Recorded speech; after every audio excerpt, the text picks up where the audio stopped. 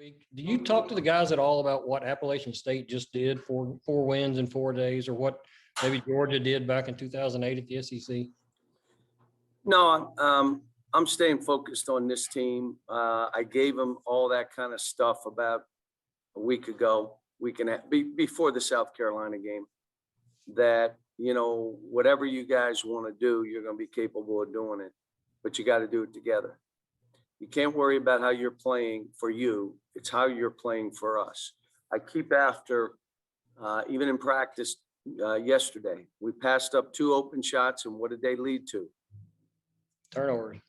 And a layup down the other end. And you just keep testing the water, and mainly because I've missed 4 in a row. I don't want to shoot another one. You have to.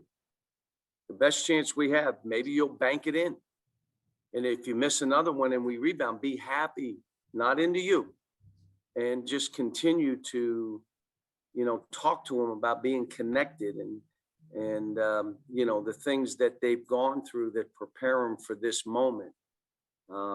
So it's a little different, but it isn't. I mean, this is, this time of year, you leave nothing on the table. I'll give you an example.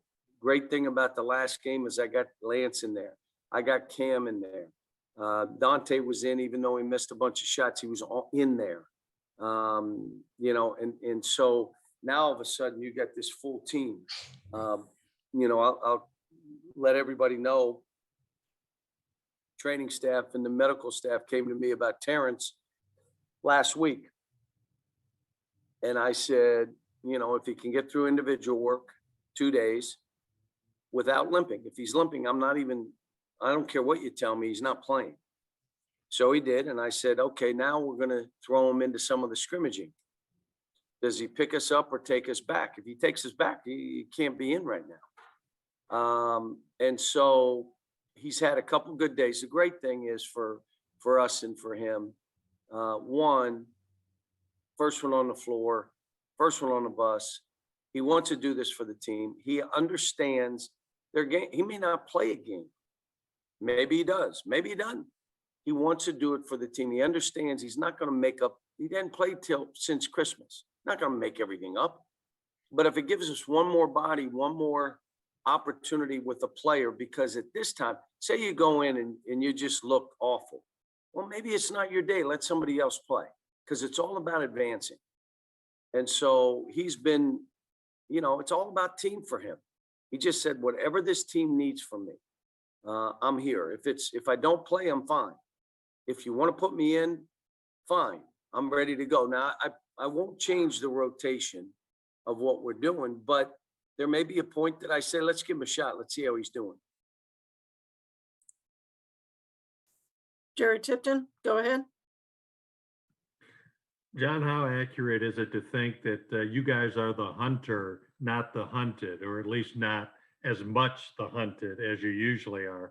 And how much does that help, or how does that factor?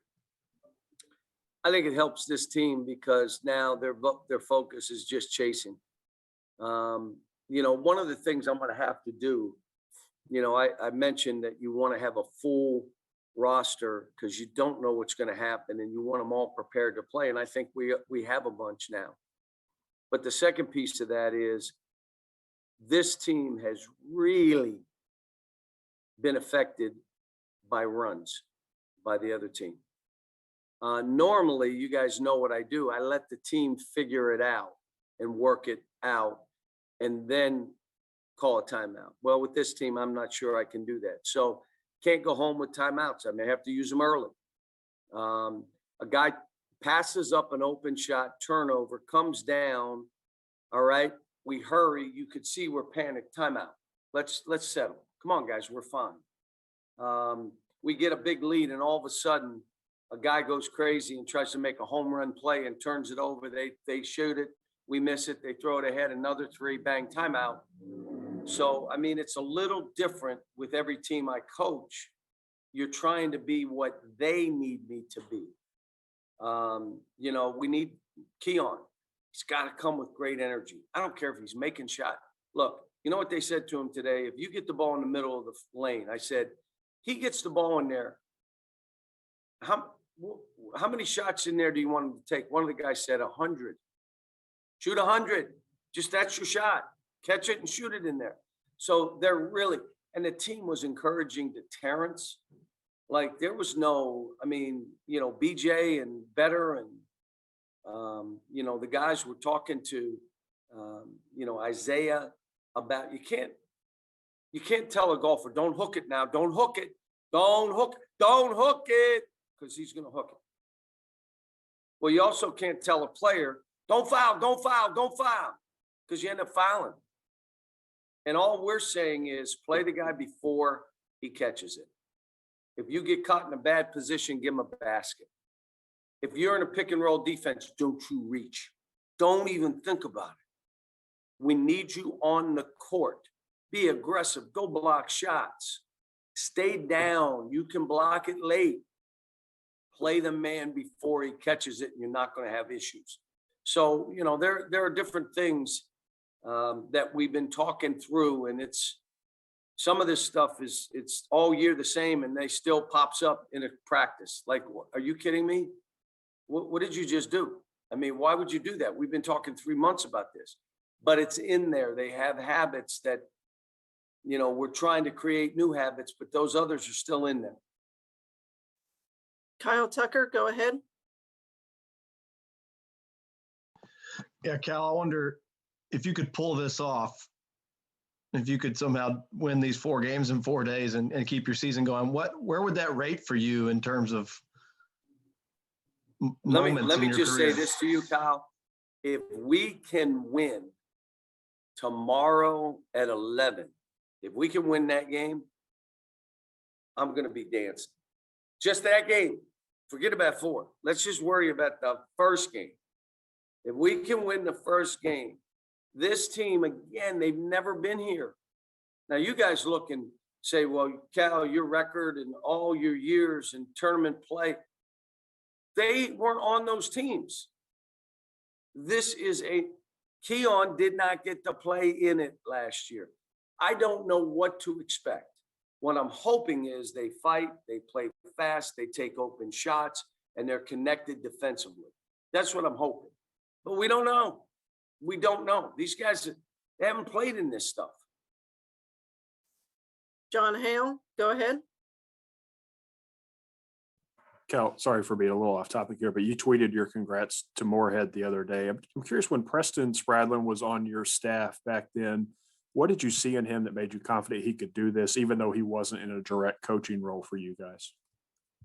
Yeah, but he also was running the camps and involved in all our meetings, our staff meetings, was video, really bright basketball guy, really a level-headed. A matter of fact, if I remember right, I put him in practices because he could still play. I mean, he was a really good shooter, and but he and Dom Lombardi. Dom is really when we talked yesterday on the bus ride up, and one of the things he said was, "Coach, Dom has done unbelievable work. He has been just an absolute giant," and that's what he's about. I mean, pushing the guys around him, not worried about himself. And I told him, man, he said, my team was tough, coach. They were tough. And so when you look at it, and I know that's how you win. And I told him, I said, you should go into this thing. Look, doesn't matter. No one's going to want to play them. You got some teams out there that are mid-major teams that you're like saying, who wants to play them? Our case, we're worried about a game tomorrow at 11, but I'm happy that those guys have done what they've done, and they're in the NCAA tournament and they won their league, and it's just been good. Larry Vaught, we'll come to you next. John, it's maybe an unfair perspective, but just sitting here where I am watching you, you seem kind of more energized and more rejuvenated, maybe a little bit more optimistic than what you were just a week ago. Is that a bad perception on my part? Yeah, probably. But I I would say, I have been positive about this team. You know, when we started getting it going, the problem is they revert and then they start again and then they revert and then they start again. And most of it's based on the way you have to play winning basketball. One is really hard. Like it's hard. It's physically hard. It's mentally hard. It's tough. Rather not have to do that. It also means you have to share. You got to be more about your teammates and yourself. Yeah, that sounds good, coach, but I want to get mine. And everybody that's calling me is saying, I got to shoot the ball and you're the best player. And why don't you shoot more? And, you know, I'm hearing all that. And, you know, and then the other thing is, again, you got to take the plays that are there for our team. Yeah, but when I miss, you know, I'd rather do something else because I'm kind of embarrassed. I missed 3 wide open shots and now I got to, and then we revert. And then when they figure out we can't win this way, they go back. But I haven't budged on this. I haven't cracked them. Feel good coaching them. And today I was great. And then when I'm on the court teaching and coaching, it reminds me why I do this, you know, and going through the tough sledding. Why am I doing this? But when I'm on the court, I'm coaching and teaching. You're like, this is why I do this. When I see guys getting better, when I know the impact of the program, you know, it was funny. It was Leon Rose's birthday yesterday, and he and I talked, and he talked about Emmanuel quickly and thanked and what you guys do and how they learn to fight and make their way. He said, Cal, I got to tell you, game ended last week in Madison Square Garden. Played okay, played pretty good. And I'm walking out of the building. He's in Madison Square Garden getting up shots for another 40 minutes. That's what this is, man. You are responsible for you. You have to master your craft. This isn't Showtime AAU. This is about learning to fight. And you know what? As I do this and know where it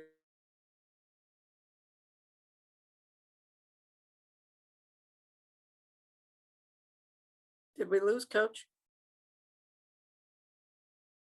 Okay. I lost him. Yeah, we lost him. Give me kind of just. crazy year that was. He's back. Okay, great. Ken Spencer, go ahead. John, yesterday I asked Kiot about, last year and the day that you guys were on the court when everything kind of got shut down. And he said he thought something was up because you kind of just let the team do their own thing on the court, really didn't say much during that time. Did you already know that everything was going to be shut down? And what was that like to have to tell them that there was going to be no tournaments? Yeah, I kind of got word what the NBA had done. I said, well, then it's done. And I said, there's no way we're doing this. And then within 10 or 15 minutes, they shut it down. Well, it was devastating. I mean, we won the league by 3 games.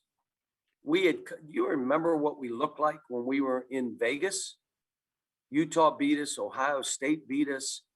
We looked out of whack, out of sync. We came back. We weren't good. And then all of a sudden, we're one of the best teams in the country with a chance to win the national title. And it was all jerked away from these kids. And, it's kind of like I said with Davion. I said, Davion, when you made those shots, bang, bang, bang, bang, you have no idea what Rupp Arena would have done. It would have erupted. It would have taken the roof off. You would have been 60 years from now laying on your deathbed. The last thoughts in your mind would have been those shots and that fan base going crazy. You didn't get to experience it.